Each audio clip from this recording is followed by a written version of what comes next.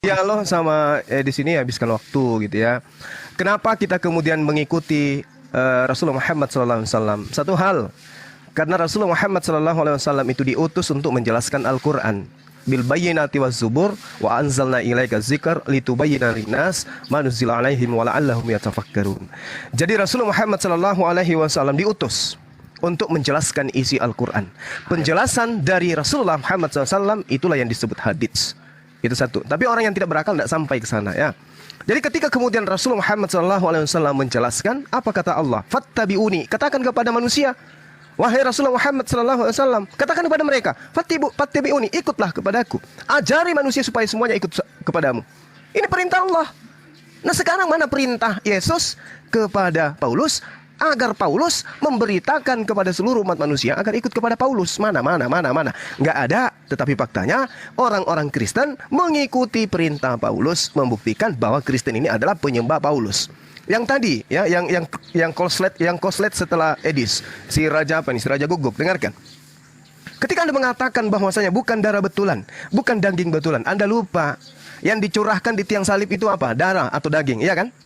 Bukan cuma darah, bukan cuma daging dalam arti kata roti dan juga anggur, tetapi Yesus betul-betul dimakan, dibunuh di atas tiang salib. Efesus 1 nomor 7, menurut Tuhan Anda yaitu Paulus, di dalam Dia oleh darah Yesus kita beroleh penebusan, yaitu pengampunan dosa menurut kekayaan kasih karunia-Nya. Ini apa? Darah betulan atau darah dalam gambaran najas? Darah betulan. Roma 5 nomor 9. Lebih dari itu, setelah dibenarkan oleh darahnya Yesus, kita akan diselamatkan. Jadi kalian itu bukan hanya sekedar minum darah, bukan hanya sekedar makan daging. Kalian betul-betul bunuh sumber darah dan daging yang ada pada dirinya itu, yaitu Yesus. Ini yang mengajarkan siapa? Ya Bapak kalian, Paulus. Siapa lagi? Hanya Paulus yang mengajarkan penghambusan dosa dengan darah manusia. Gak ada yang lain. Paulus lah yang mengajarkan kalian itu. Dengan cara apa? Dengan cara Yesus mati terkutuk di atas tiang salib agar darahnya kalian makan, agar dagingnya kalian makan. Itu. Jadi bukan hanya sekedar majas, darah dan daging Yesus betul-betul kalian makan.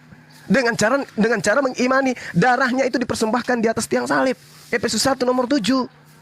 Di dalam Dia kita beroleh penebusan melalui darahnya. Apakah bisa penebusan dosa-dosa Kristen tanpa melalui darah betulannya Yesus? Boleh tidak? Tidak bisa. Kalau hanya sekedar inilah darahku, yang dimaksud Yesus itu adalah anggur, apa bisa? Nggak bisa.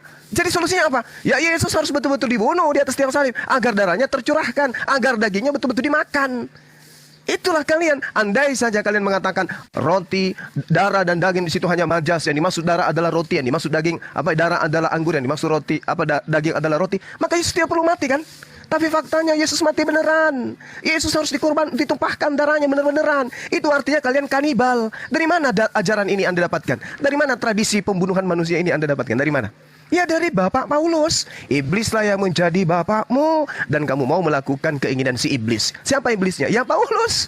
Sekarang Anda menjadi Kristen. Kesimpulannya aja deh. Edis, kamu gak usah jualan kemana-mana, Edis. Tidak ada umat Islam yang menyembah baginda Rasulullah Muhammad SAW. Mentaatinya yes, tapi beribadah kepada Dia tidak ada.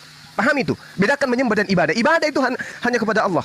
Ketaatan kepada Rasulullah Muhammad SAW hanya sebagai batas Nabi dan Rasul yang mengarahkan umat Islam menyembah hanya ibadah kepada Allah. Pahami itu? Tapi kamu, tradisi menuhankan manusia itu ilmunya dari mana? Ini dulu.